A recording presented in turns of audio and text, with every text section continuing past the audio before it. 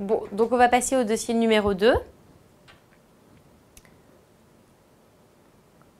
Donc, le dossier numéro 2, on reçoit un patient, monsieur T, de 54 ans, qui vient vous voir car depuis 3 semaines, il se plaint d'une toux rebelle, malgré divers traitements essayés par son médecin traitant. Donc, il a essayé les antibiotiques et les antitussifs. Donc, toux supérieure à 3 semaines, c'est une toux chronique. Depuis quelques jours, il a l'impression d'avoir le visage qui a gonflé. Donc, c'est un patient tabagique, il fume un paquet par jour depuis 30 ans, donc à 30 paquets années, qui ne boit pas d'alcool, qui n'a pas d'antécédents notables. Donc, il a travaillé pendant 20 ans dans une entreprise de bâtiment. Donc, on sent que derrière ça, il se cache quand même une maladie indemnisable professionnelle. Et il est actuellement arrêté car il se sent de plus en plus essoufflé lors des efforts. Donc, c'est un patient qui vient devant un tableau de toux chronique et dyspnée d'effort. Donc, il a perdu 7 kg, il pèse maintenant 55 kg pour 1,70 m. Donc, il a des constantes qui sont bonnes, il est apyrétique. Vous êtes frappé par son visage œdémacié et bouffi. À l'auscultation pulmonaire, on ne retrouve pas de foyer. Donc, il a réalisé une radio de thorax il y a 2 jours, dont voici le cliché. Donc, la question 1, c'était interpréter la radio de thorax et quelle est votre suspicion diagnostique. Donc là, on a une radio de thorax de face. Donc, au niveau des critères de qualité de la radio de thorax, on a l'impression qu'ils sont tous bons. Et donc, ce qui est tout de suite visible sur cette radio de thorax, c'est qu'ici, il y a une volumineuse masse. Donc, une masse qui semble plutôt dense, à contours assez réguliers, sans bronchogramme aérien. On voit qu'il y a une petite attraction du médiastin au niveau de cette masse. Hein, on sent quand même la carène, elle est un petit peu déviée vers là. Au niveau du reste du parenchyme, a priori, il n'y a pas trop d'anomalies. On voit que les cul-de-sac pleuraux sont libres et qu'il n'y a pas d'autres nodules au niveau du parenchyme. Donc, on a une masse qui est localisée au niveau du médiastin supérieur à droite, avec des contours qui sont bien limités, nets. Et donc, devant ce terrain, un homme tabagique avec une exposition professionnelle probable, la clinique, une altération de l'état général, une toux chronique, une dyspnée d'effort, et ben on évoque un cancer bronchopulmonaire. Donc, le plus probable, c'est qu'il soit à petites cellules, parce que c'est un caractère rapidement évolutif, donc en 3 semaines. Il ne faut pas oublier de dire que ce cancer bronchopulmonaire, il est probablement compliqué d'un syndrome cave supérieur devant l'aspect bouffi et œdémacié du visage du patient. Donc, qu'est-ce qu'on va rechercher à l'examen clinique en faveur de notre hypothèse diagnostique? Donc, déjà, on va rechercher d'autres signes en faveur du syndrome cave supérieur, donc, qui sont les œdèmes en pèlerine du visage et du cou, la circulation veineuse collatérale dans le territoire cave supérieur, les céphalées, les signes d'hypertension intracrânienne, les troubles visuels. Donc, tout ça, c'est le syndrome cave supérieur. Ensuite, chez ce patient, on va rechercher des signes en faveur du cancer bronchopulmonaire à petites cellules. Donc, au niveau des signes généraux, on va rechercher une altération de l'état général qu'on avait déjà. Hein. Le patient, on savait déjà qu'il a perdu 7 kg. On va quantifier toujours dans les dossiers de cancéro le statut OMS. Rechercher une fièvre. Ensuite, les autres signes fonctionnels du cancer bronchopulmonaire, donc la douleur thoracique, les hémoptysies. D'autres syndromes de compression thoracique, donc la dysphonie et la dyspnée. Donc c'est quand même un patient qui a une masse qui a l'air relativement grosse dans le médiastin, donc il peut avoir tous ces symptômes. Ensuite, on va rechercher des localisations à distance, donc les adénopathies, les anomalies susclavières, rechercher un ganglion de Troisier, une hépatomégalie, des douleurs osseuses. Et dans le CPC, il ne faut pas oublier de rechercher un syndrome paranéoplasique. Donc l'hypocratisme digital, le syndrome de Lambert-Eaton avec une fatigabilité musculaire qui est améliorée par l'effort. Donc quel bilan paraclinique on va réaliser pour parvenir à notre diagnostic complet? Donc déjà, on va faire le bilan d'extension locale et loco-régionale, donc avec un scanner thoracique sans et avec injection et la radio de thorax. Donc ça a déjà été réalisé. Donc ça va nous permettre, de localiser bien la masse, de rechercher des adénopathies au niveau du médiastin et rechercher une atteinte du parenchyme contralatéral ou des épanchements pleuraux. Ensuite, ce qu'on veut, c'est le diagnostic histologique. Donc on va réaliser une fibroscopie bronchique avec des biopsies multiples et envoi en anapathe. Donc là, je pense que, étant donné que la tumeur elle a l'air assez proximale, on arrivera en fibroscopie à avoir une histologie. Si jamais la fibroscopie est négative, on fera la ponction biopsie sous TDM ou une médiastinoscopie. Enfin, on peut aussi, si on trouve une métastase qui a l'air accessible à une ponction, faire une ponction de métastase. Donc ensuite, après avoir fait le diagnostic local, loco-régional et le diagnostic histologique, on va faire un bilan d'extension. Donc toujours, là c'est un cancer pulmonaire à petites cellules, donc on veut un TDM abdominal pour voir s'il y a des métastases hépatiques et une atteinte des surrénales. C'est important de préciser les surrénales pour le cancer du poumon. Ensuite, il nous faut une imagerie cérébrale, donc soit un scanner, soit une IRM, avec quand même une petite préférence pour l'IRM. Une scintigraphie osseuse. Le cancer du poumon fait partie des cancers qui donnent des métastases osseuses. Et comme on a probablement affaire à un cancer à petites cellules, il ne faudra pas oublier de faire une biopsie ostéomédulaire pour rechercher des métastases ostéomédulaires. Ensuite, dans le cancer du poumon, il y a le PET scan qui est aussi indiqué. Au niveau biologique, on fera une recherche de syndrome paranéoplasique avec une NFS pour rechercher une polyglobulie, un iono pour rechercher une hyponatrémie par SIADH, une calcémie pour rechercher une hypercalcémie, un bilan hépatique complet pour rechercher en cas de métastase hépatique et un bilan préthérapeutique avec le TP-TCA, les plaquettes. Dans le cancer du poumon, il n'y a pas d'indication pour le diagnostic à doser les marqueurs. Donc l'histologie de la masse retrouve donc, comme on suspectait, un carcinome à petites cellules. Le reste des examens ont montré qu'il y a un épanchement pleural gauche. Donc je vous rappelle que la masse, elle était à droite, donc il y a un épanchement pleural contralatéral. Et la ponction retrouve des cellules carcinomateuses. Donc quel est finalement votre diagnostic cancérologique? Donc là, on a un cancer donc, pulmonaire à petites cellules. Et donc la classification, c'est soit localisé, soit disséminé. Donc là, comme il y a un épanchement pleural qui est contralatéral, eh ben, c'est un stade disséminé. Stade localisé, il faut que le cancer soit limité à une seule zone d'irradiation. Donc quelles vont être les grandes lignes de votre prise en charge thérapeutique de ce cancer disséminé? Donc le cancer pulmonaire à petites cellules, c'est une urgence thérapeutique.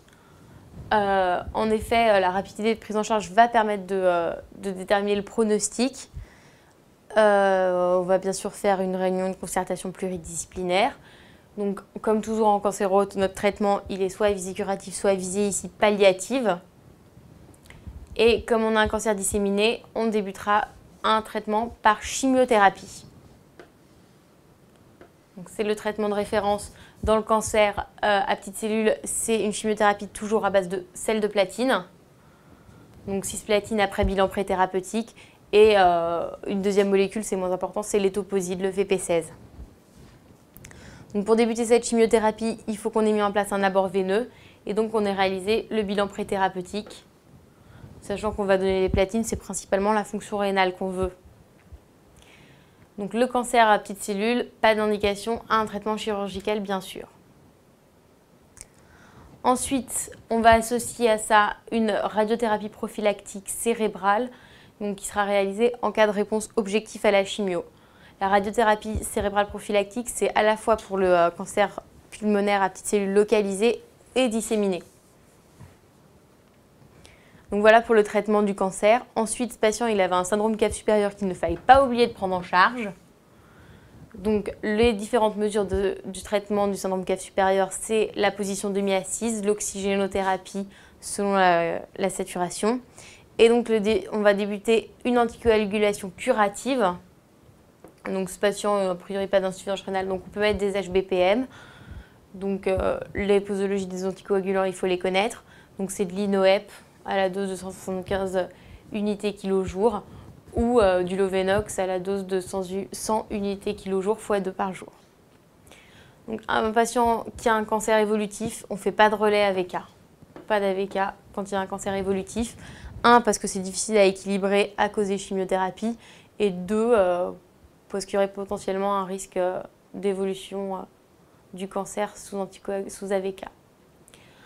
Après les anticoagulants, il ne faut pas oublier de débuter une corticothérapie à forte dose. Bien sûr, pas oublier de détailler les mesures associées à la corticothérapie. Et en cas d'échec des anticoagulants, il faut discuter la mise en place d'un filtre cave. Ensuite, c'était un cancer du poumon, donc bien sûr, pas oublier l'arrêt du tabac et détailler les mesures associées avec l'aide à l'arrêt. Et c'est un cancer, donc les traitements de support avec prise en charge de la douleur. C'est un patient, il avait perdu 7 kg, donc il est probablement dénutri. Donc il faut faire une prise en charge de la dénutrition. Un patient dénutri en cancérologie, ça aggrave beaucoup son pronostic. Donc voilà, pas oublier les conseils diététiques, les compléments nutritionnels oraux en cas de besoin, le soutien psy et la surveillance. Donc le traitement se passe bien, hormis des vomissements. Le cisplatine, c'est une des chimiothérapies les plus émétisantes. Donc quel est votre traitement pour les éviter? Donc les vomissements sous chimiothérapie, ils sont soit précoces, soit tardifs. Donc vomissement, c'est un item aussi avec un petit P. Donc pour les vomissements précoces, il y a l'apripitant, donc l'Emend, qui se donne à J1, J2, J3. Donc je vous ai remis les doses au cas où. Ensuite, il y a les cétrons, donc c'est le Zofren, et les corticos, à la dose de 1 mg/kg. Donc ces trois traitements, ils peuvent se donner soit per os, soit IV. Donc c'est pour les vomissements précoces. Les vomissements précoces, c'est J1, J5. Ensuite, contre les vomissements tardifs, il y a les neuroleptiques, donc c'est le Primperan.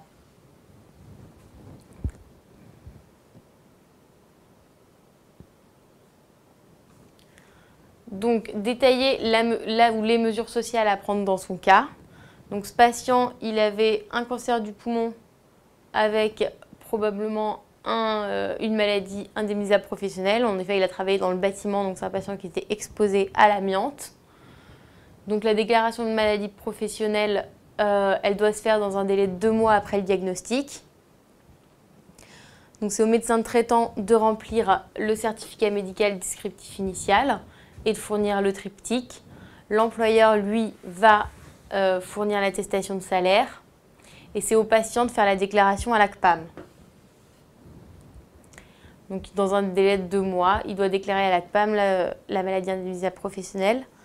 C'est l'ACPAM qui va reconnaître le statut de maladie indemnisable professionnelle, qui va fixer le taux d'IPP, donc d'incapacité permanente partielle. Et en fonction de cet IPP, le patient y touchera des avantages en espèces et des avantages en nature. Les avantages en nature, c'est la rente ou le capital. Et les avantages en espèces, c'est la prise en charge à 100%. Donc voilà. Donc il avait droit à son statut de MIP parce qu'on a la notion de délai. Donc il y a une exposition prolongée probablement à l'amiante parce qu'il y a travaillé plus de 20 ans. Et la maladie, le cancer du poumon à petites cellules est inscrite dans le tableau. Donc 2 mois plus tard, il revient vous voir. Sa femme le trouve confus depuis 48 heures. À l'examen, il est somnolent sans signe d'hypertension intracrânienne. Donc quelles sont nos hypothèses diagnostiques? Donc quelles sont les hypothèses diagnostiques devant un mec qui a un syndrome confusionnel et un cancer du poumon? Donc en premier, il y a les causes tumorales. Donc la métastase cérébrale bien sûr, la méningite carcinomateuse dans le cadre d'un cancer du poumon. Et les causes métaboliques, bien sûr, donc l'hyponatrémie par SIADH, dans le cadre d'un syndrome paranéoplasique, l'hypercalcémie, donc qui peut être soit liée à des métastases osseuses, soit aussi à un syndrome paranéoplasique, et puis toujours l'hypoglycémie devant un syndrome confusionnel qu'il ne faut pas oublier. Donc dans notre bilan, on retrouve une natrémie à 122, un scanner qui est normal, donc les normales de la natrémie, c'est entre 135 et 145. Donc, on en conclut que ce patient, il a une hyponatrémie. Donc, l'étiologie la plus probable, c'est un syndrome paranéoplasique de son cancer à petites cellules. Donc la prise en charge d'une hyponatrémie, c'est donc la restriction hydrique avec moins de 500 ml d'apport et avec des apports sodés normaux parce que ce patient il a un secteur extracellulaire qui est normal. Et on veut une correction progressive avec max 10 mmol par litre par jour. En cas d'échec, on pourra donner la déméclocycline.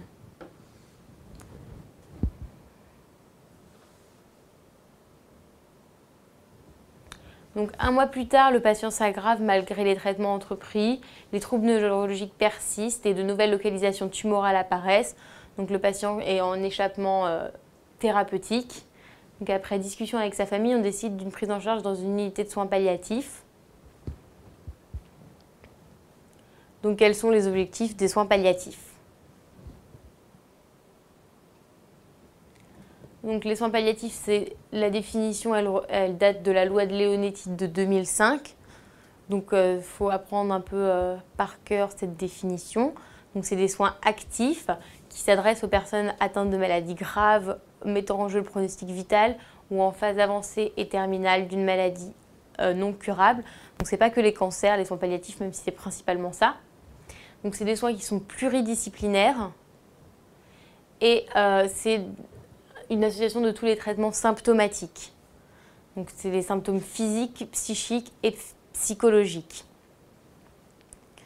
Donc, les soins palliatifs, c'est chez les patients chez qui on arrête les traitements spécifiques, bien sûr, et qui bénéficient uniquement de traitements symptomatiques. Il n'y a pas d'acharnement déraisonnable et il n'y a pas d'euthanasie. Donc, on ne veut pas provoquer intentionnellement la mort.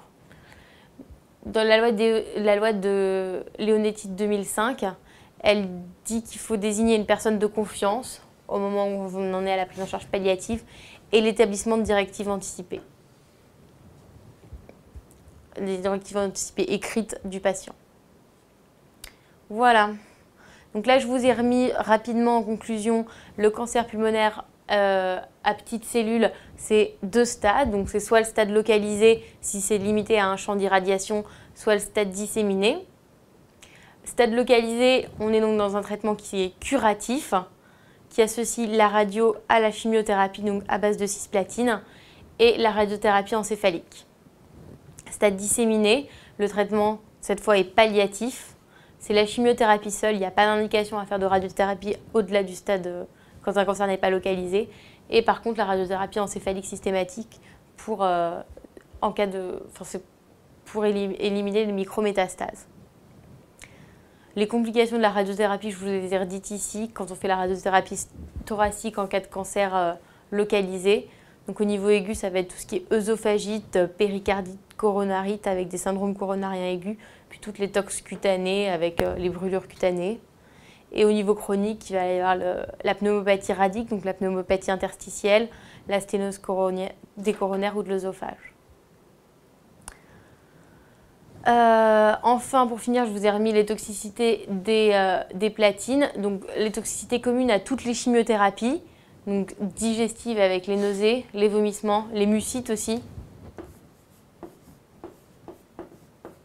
qui ne sont pas écrites là. Les toxicités hémato avec l'aplasine, neutropénie, thrombopénie et anémie, l'alopécie et la toxicité gonadique. Et les 3 toxicités spécifiques des platines, c'est donc la néphrotoxicité avec l'insuffisance rénale aiguë ou chronique, la neurotoxicité avec les polyneuropathies périphériques, et puis l'autotoxicité, ça fait une surdité de perception.